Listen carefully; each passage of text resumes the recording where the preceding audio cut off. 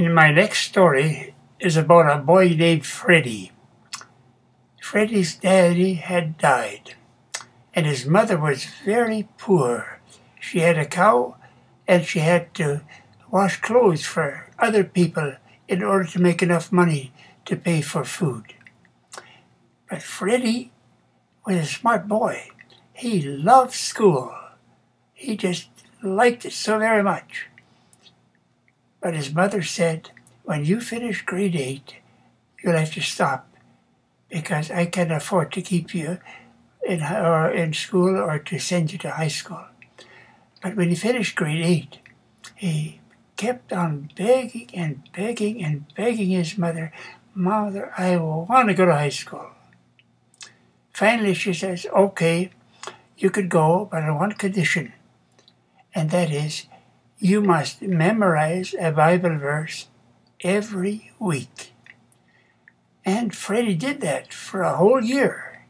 But at the end of the year, he said to his mother, Mother, I'm tired of learning Bible verses. Can't I stop? She says, the verse I have for you today is a very short one. Psalm 130, verse 1. It says there, out of the depths have I cried to you, O Lord. That was easy to memorize.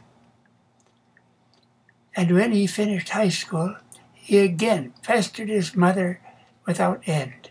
Mother, I want to go to college. College way south in London. She didn't know what to do, but the only way to have peace was to let him go, even though she had to pay or work like a literal slave to pay for the money to send him to college. While he was in college, he sent a letter home to his mother every 2 weeks. And in the letter he talked about God, he talked about the Bible and so forth. But the last year, he never mentioned God or the Bible again. Then one week, Freddy and his friend, they decided to go out into the forest, and they were going to catch butterflies. They had a net at the end of a long stick, and they went and they found many nice ones. But in the afternoon, his friend went one direction, and he went to another direction. He had just barely turned, and he saw a beautiful one, but he couldn't quite reach it with his net. So he stepped over some wire, and boy, swoosh, he slid right into an old well. Fortunately, there was no water in it, but only mud. You can imagine, for the next hour, he shouted and shouted and shouted, but his friend couldn't hear him, and there was nobody else to hear him.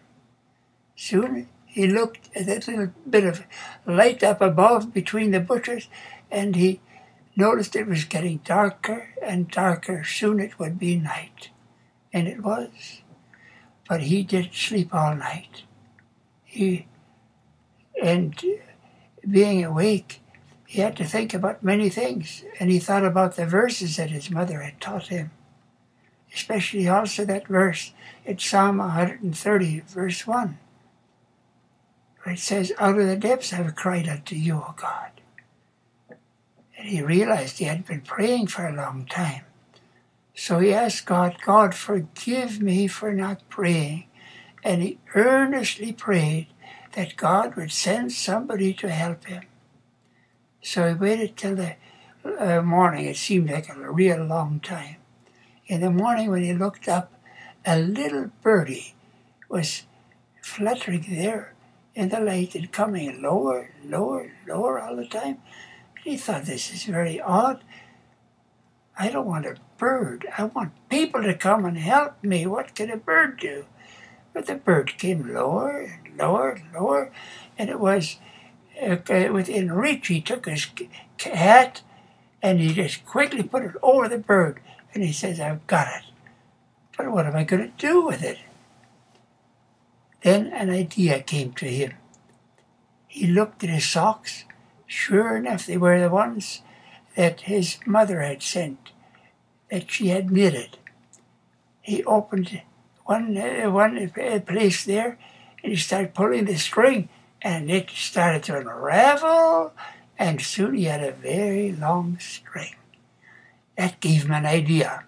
He tied one string, end of the string, he tied to the legs of the bird and let the bird go up. And sure enough, slowly it went up, right up, and when it was a little ways higher than the bushes, then he held tight to the other end. The next morning, there were some people that were looking for him. One all of a sudden looked and he said, "Look at that bird out there. It's been fluttering for a long time, but it's not going anywhere.